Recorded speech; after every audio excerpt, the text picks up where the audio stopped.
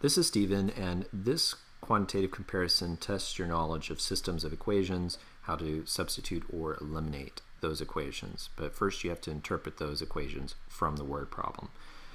The question reads, a parking meter filled with $4.50 in dimes and quarters contains twice as many dimes as quarters. And they've given you the dollar amounts for the dimes and the quarters at 10 cents and 25 cents, just in case you forgot. Column A is looking for the total value of the quarters, so we need to figure out that. And then column B, thankfully, is just $3, so we don't have to do anything with column B. So let's first think about the idea of dimes versus quarters. So there are more dimes than quarters.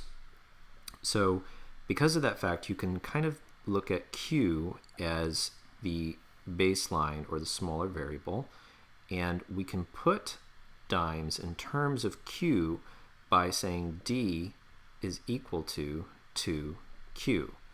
So twice the number of quarters in the machine. That is equal to D. We actually just made an equation of D equals 2Q. Now our next equation comes from this part where it's $4.50. So $4.50 is one part of the equation. And then let's clean that up a little bit. Equal to that. So we could say Q plus D, but the number of quarters and the number of the dimes are not equal to dollars. So we need to add or multiply them by their monetary values to make this a proper equation. So we say 0.25Q plus 0.1 D is equal to $4.50. Now it's proper. Now we can now use substitution to solve this problem. Substitution means that you replace one of the variables with another set of variables. So in this sense, we can replace the D with 2Q here. So if we do that, we can rewrite the equation as 0.25Q plus 0.1 times 2Q equals 4.5. You don't have to always keep writing the dollar sign, but it can be helpful for you if you want.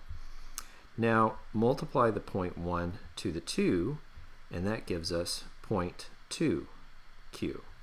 And then we can add the 0.25Q to this value to have 0.45Q is equal to $4.50.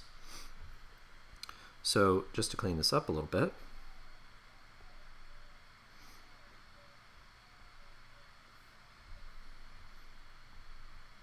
so 0.45Q is equal to 450. So if we divide by 0.45 to both sides, or you can rewrite it like this. Now when you divide decimals into another number, you're supposed to move the decimal over to the right until there's no decimal anymore, and do the same thing for the value underneath this divide sign.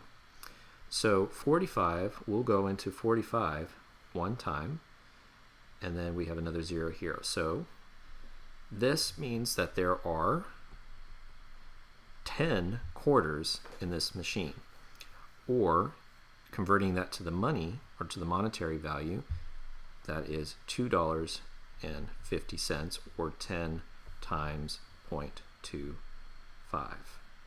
So since the value under column A is 2.5 or $2.50, that is not larger than column B.